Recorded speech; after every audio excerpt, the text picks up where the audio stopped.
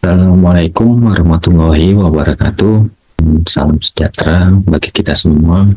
Video ajar metode self-paced learning adalah metode pembelajaran mandiri bagi mahasiswa di mana dosen tidak lagi bertemu secara tatap muka, tapi mahasiswa mengakses dari portal pembelajaran yang ada. Oke, sebelumnya perkenalkan saya Fahrid Wadli Eskom Mkom, dosen teknik komputer yang mana ditugaskan untuk membawakan mata kuliah administrasi sistem. Oke, untuk kontrak perkuliahan di tabel ini bisa mahasiswa-mahasiswi sekalian bisa lihat nama mata kuliahnya administrasi sistem, mata kuliah 4 SKS, dosen pengasuh atau dosen pengampu seperti yang saya tadi sampaikan. Nama saya Fahrid Wadli Eskom Mkom. Deskripsi mata kuliah. Mata kuliah ini bertujuan membekali mahasiswa memiliki kompetensi dalam bidang administrasi Linux. Jadi tugas-tugas seorang administrator itu apa saja, bisa menjelaskan segala permasalahan sebagai seorang admin. Konfigurasi jaringan ataupun server menggunakan sistem operasi Linux. Capaian pembelajarannya bisa dilihat, lalu ada CPMK 1, CPMK 2, dan CPMK 3. Untuk penilaiannya dapat lihat juga di situ poin-poinnya. Yang paling besar poin dari UAS atau ujian akhir semester. TS 30%, UAS 40%, tugas individu 15%, partisipasi kelas 10%, dan presentasi 5%. Tertib perkuliahan pada metode kuliah self-paced ini ada beberapa aturan-aturan terkait. Mahasiswa-mahasiswa sekalian bisa melihatnya pada tabel yang ada di bawah ini. Adapun tata tertibnya lain, mahasiswa wajib mengikuti perkuliahan, mengerjakan tugas, aktif di WhatsApp ataupun portal, tugas-tugas dikerjakan, dan larangan-larang lainnya silakan dibaca selanjutnya. Sebelum masuk ke pembahasan mata kuliah administrasi sistem ini, saya akan membacakan apa-apa saja nilai-nilai yang ada di UNPAD. Pertama itu dari yayasan itu ada namanya 7 nilai dasar yayasan. Dilihat pada slide itu, pertama menjaga kemuliaan akidah tauhid dan melaksanakan syariat, bersyukur, rendah hati, berpikir positif, optimis, berempati, dan patuh pada pimpinan. Jadi ada 7, silakan nanti dibaca dan dipahami. Ada visi misi UNPAD. Adapun visi dan misi UNPAD itu adalah menjadi perguruan tinggi swasta yang terkemuka berbasis religius dalam mengembangkan iptek yang bermanfaat bagi kemaslahatan umat. Lalu ada misinya, ada 5 misi: melaksanakan pengabdian sesuai dengan piagam Pancabudi, lalu mengembangkan iptek berdasarkan Al-Quran, melaksanakan pendidikan pengabdian, mendorong fungsi kekhalifahan, menunjukkan kebahagiaan, lalu melestarikan sumber daya alam. Detailnya silakan dibaca nanti lagi kembali. Turunan dari visi misi UNPAD ada namanya visi misi prodi, khususnya di prodi teknik komputer memiliki visi jadi program studi unggul di bidang network engineer dan cloud engineer di tingkat nasional tahun 2030 yang menghasilkan generasi berkarakter religius. Lalu ada misinya, ada 5 misi, yaitu menyelenggarakan pendidikan melalui kurikulum KKNI, menyelenggarakan pelatihan bersertifikasi, melaksanakan penelitian dan pengabdian, menyelenggarakan kerjasama, melaksanakan pelatihan yang berlandaskan nilai padi. Ada beberapa yang saya singkat-singkat untuk mempersingkat waktu. Silakan kembali baca dan pahami. Kalaupun ada yang kurang dimengerti nanti tanyakan aja saya melalui grup teman WhatsApp. Lalu ada yang namanya 10 nilai tamadun UNPAP. Ini ada 10 acuan terbaru yang ada di UNPAP. Silakan dibaca-baca nanti. Cara garis besar antara lain memiliki sopan santun yang tinggi, melaksanakan pengajian Al-Quran, mampu mengamalkan piagam Pancabudi, seluruh sivitas akademik mengamalkan kampus bersih, seluruh sivitas akademika dalam melakukan pekerjaan dan pelayanan wajib melaksanakan service excellent. UNPAP memiliki warna-warna kebesaran, wajib menggunakan dan melestarikan simbol-simbol, ornamen, melestarikan istilah dan makna budaya. Seluruh sivitas akademika dalam melakukan tanggung jawab yang diberikan kepadanya wajib melaksanakan dengan sebaik-baiknya untuk lebih mensosialisasikan dan memasyaratkan serta menyatukan semua tekad dalam pemahaman UNPAP sebagai kampus tamadun. Coba nanti baca lagi. Ya. Baik, selanjutnya kita akan membahas silabus administrasi sistem.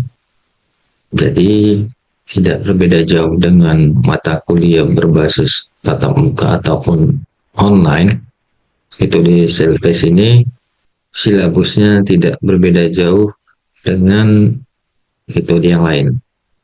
Adapun silabusnya antara lain, yang pertama itu ada Access Command Line, yang kedua Manage Files dengan Command Line, yang ketiga mendapatkan help pada Linux, yang keempat Create View dan edit text files, kelima manage local user and groups, keenam control access to files, ketujuh monitor and manage Linux process, 8 control service and daemons, 9 configure and secure SSH, 10 analyze and store logs, 11 manage networking, 12 archive and transfer files, 13 install and update software package, yang ke-14 access Linux file system.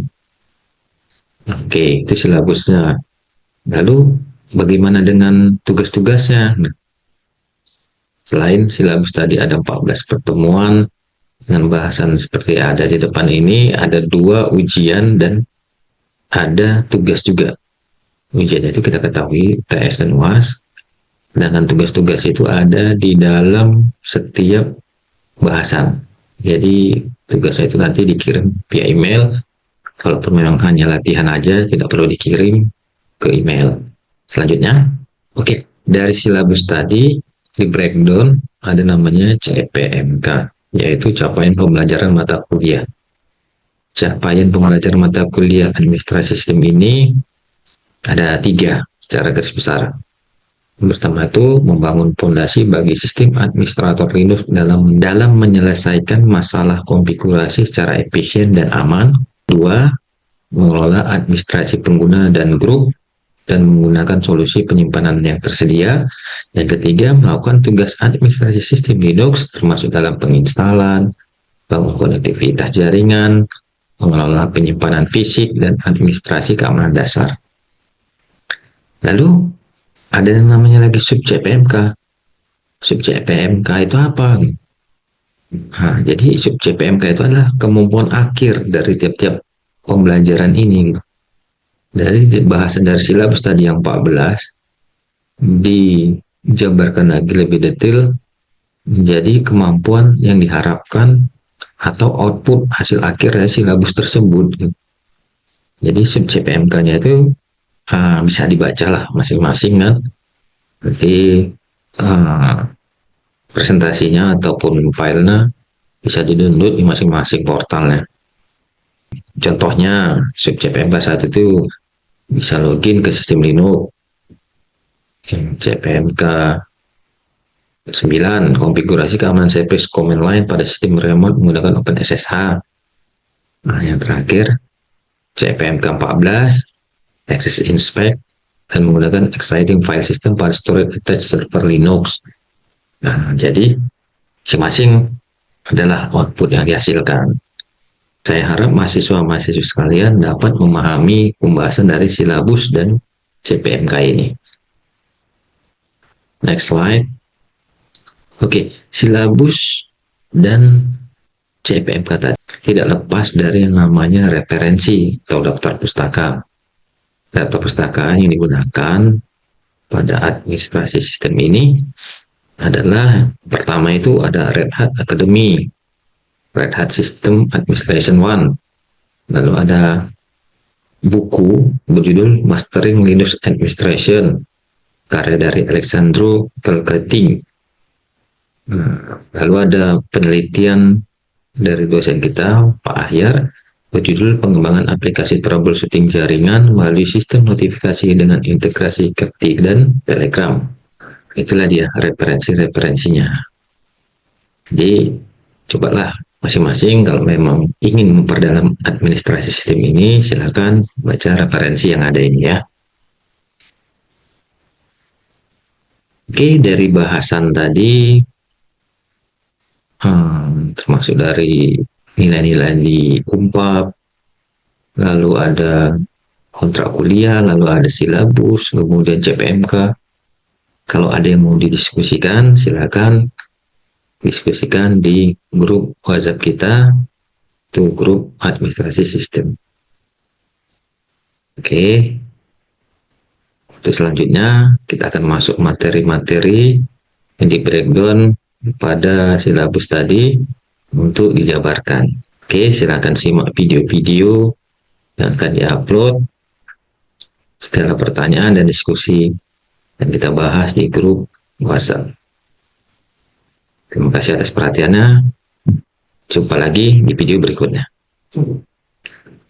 Class University. Assalamualaikum warahmatullahi wabarakatuh.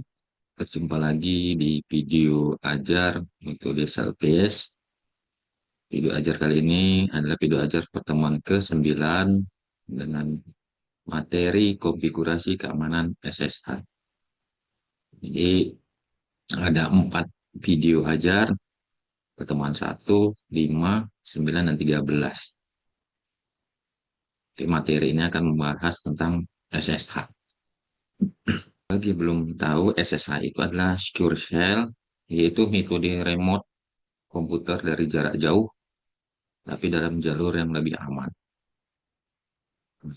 Jadi, pertemuan ini akan membahas konfigurasi keamanannya, protokol yang digunakan, dan bagaimana mengelola server jarak jauh, jalankan perintah, dan memahami pentingnya keamanan dalam SSH.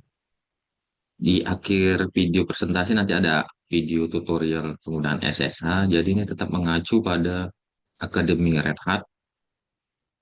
Oke, tapi sebelum masuk ke materi, seperti sebelumnya kita review pertemuan ke-8, yaitu tentang sistem dan daemon.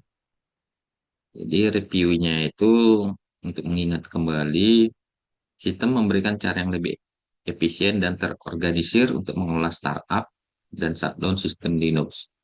Dengan memahami konsep unit sistem dan perintah sistem JCTL, Anda dapat mengelola layanan dan daemon pada sistem Linux dengan lebih mudah dan efektif.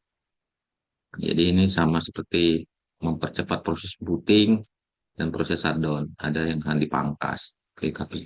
Aplikasi apa saja yang bisa dinonaktifkan sehingga prosesnya lebih cepat. Hasil yang diharapkan pada pertemuan 8, mahasiswa mampu mengontrol dan memonitoring servis jaringan dan sistem daemon menggunakan sistem. Oke, itu mungkin pembahasan yang lalu. Kita lanjut. Tak lepas dari yang namanya CPMK, capaian pembelajaran mata kuliah dan referensi, di slide ini juga akan dibahas CPMK dari pertemuan ini. Pertemuan ini CPMK-nya adalah mahasiswa mampu melakukan konfigurasi keamanan servis command line pada sistem remote menggunakan SSH. Referensi masih tetap pakai yang sebelum-sebelumnya, yaitu Red Hat Academy, Red Hat System Mastering Linux, dan pengembangan aplikasi. Jadi pun video-video yang kita ambil juga dari Red Hat Academy. Memahami SSH, Secure Shell. adalah protokol yang memungkinkan koneksi aman ke sistem komputer. Jadi ini seolah-olah seorang administrator ini mengelola server dari jarak jauh. Inilah gunanya SSH ini. Perintah-perintahnya itu seperti sang admin ini ada di depan komputer, karena sebenarnya dia berada jauh tempat lain. Tapi tentu saja dengan jaringan yang lebih aman. Kalau tidak aman, orang umum bisa masuk ya bisa jadi servernya ini dirusak atau diobrak-abrik. Dia hasil kerjanya pun bakal terganggu kan gitu. Lalu perintah-perintah dasar ini ada yang namanya SSH hosta untuk keluar exit dan sebagainya. Ini nanti di video aja, di video saja mahasiswa-mahasiswa sekalian lihat bagaimana cara mengkonekkannya dan mematikan. Jadi tidak terlalu berpanjang lebar di presentasi ini. Ini juga sama, ini untuk login server jarak jauhnya. Jadi server dan komputer tujuan juga harus saling terhubung dan memiliki user yang bisa saling mengenali kan gitu kan. Jadi ada user, ada password yang sudah memang dikonfigurasi dari awal. Jalankan perintahnya, kalau dari presentasi ini kalian bisa lihat perintahnya itu ya seperti ini gitu, SSH developer, staff, name. Untuk lebih detailnya nanti di video saja. Ini juga yang bersangkutan, yang menerima harus mengkonfirmasi kunci publiknya kan gitu. Sama seperti aplikasi remote-remote yang ada di basis Windows, harus ada konfirmasi ataupun dari sistemnya itu sudah memang dikenali bahwasannya itu adalah jalur khusus seorang yang remote kan gitu. Jadi disimpulkan dengan SSH ini konfirmasi dengan adanya konfirmasi kunci publik dan keamanannya lebih terjamin kan gitu. Jadi penting untuk memahami dan menerapkan langkah-langkah keamanan yang tepat saat menggunakan SSH ini untuk melindungi sistem yang ada. Oke, mungkin itu kesimpulan singkat dari presentasi ini. Untuk lebih detailnya itu, silakan lihat di video setelah yang berikut ini.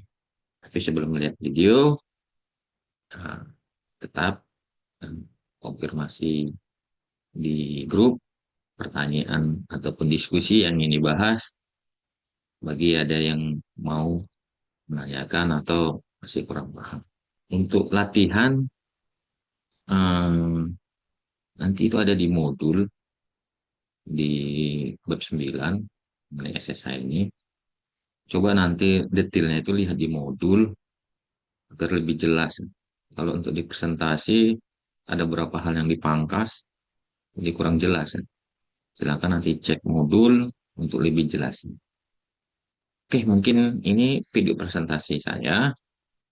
Selanjutnya lihat video tutorialnya. Semoga mahasiswa-mahasiswa sekalian dapat memahami dengan baik dan benar. Terima kasih atas perhatiannya. Saya sudahi. Assalamualaikum warahmatullahi wabarakatuh.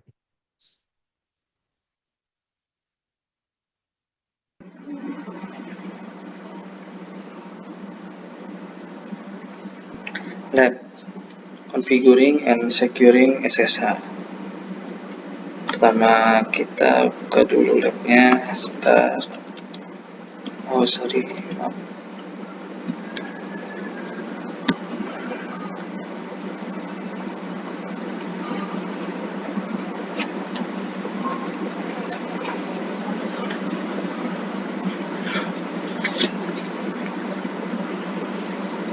Sudah, baru kita masuk ke student server A. SSH student at server A.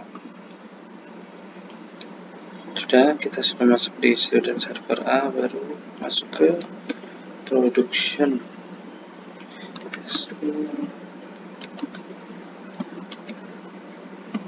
Production 1, passwordnya Red Hat. Kita sudah masuk ke production 1. Baru sini kita bikin keygen, lalu copy keygennya ke production 1 di server B. Kita pertama buka SSH, oke, again, karena nggak mau ada password kita enter saja. Nah, sudah berhasil. Lalu kita copy SSH, copy.id, copy ke production 1 di server B. Yes, passwordnya Red Hat. Nah, kita sudah mengkopinya, baru kita coba login ke server B.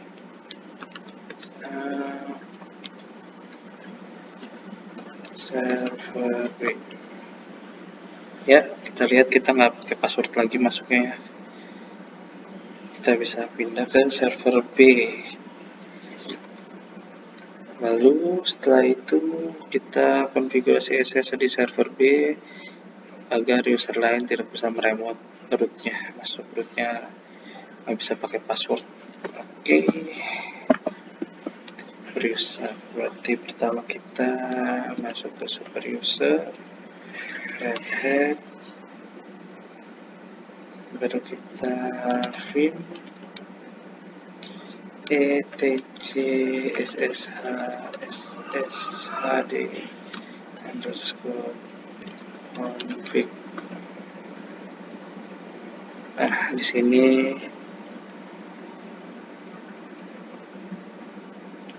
root permitnya kita ganti jadi no, baru escape, -2 wiki untuk selesai. Baru agar bisa dieksekusi kita harus ini dulu, sistem ctl reload sshd. Ya, SSHD nya sudah kita coba buka terminal yang baru. Kita masuk ke production at server A.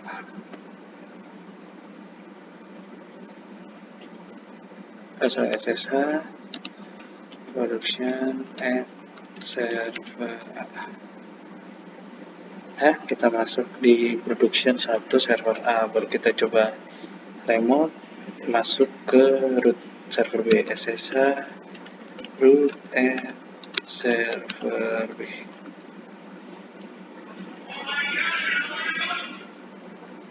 SSH root at server B. Red Hat. Red Hat.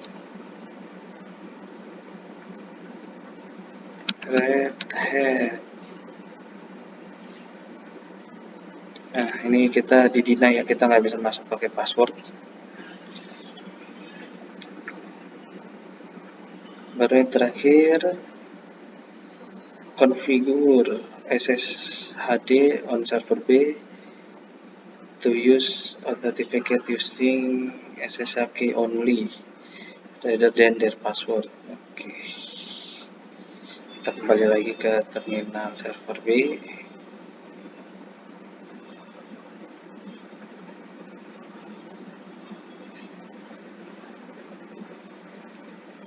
Kita masuk lagi ke vim.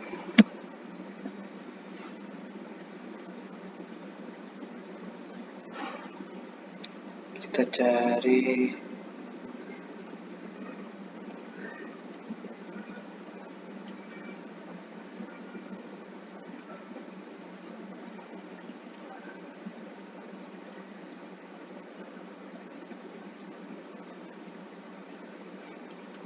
nah, ini password authentication. Kita ganti jadi no.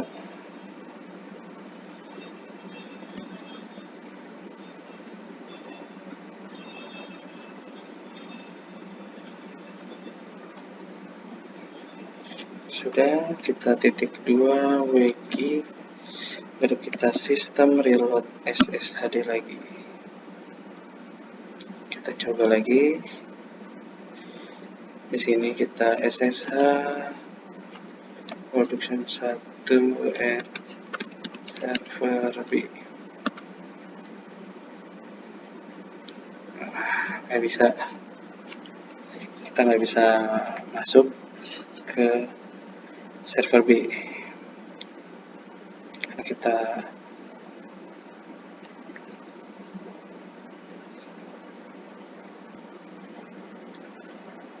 coba kita masuk SSH production 2 at server B. Yes.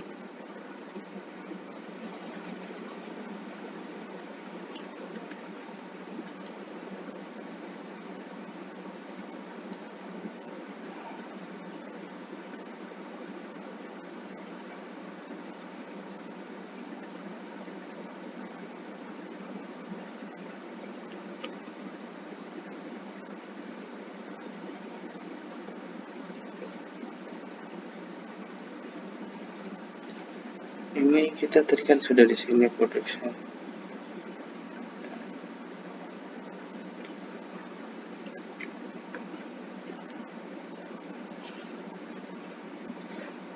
Kita berhasil masuk ke server B. Sudah selesai kan? Berarti kita bisa close yang exit,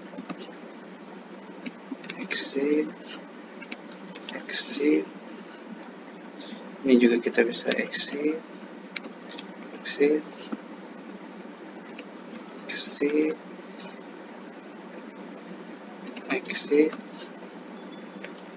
sudah knock station.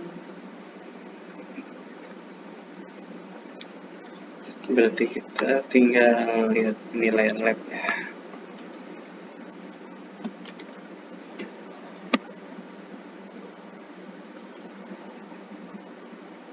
Yap, kita hapus semua. Selesai. Kita tutup labnya. Ya, terima kasih.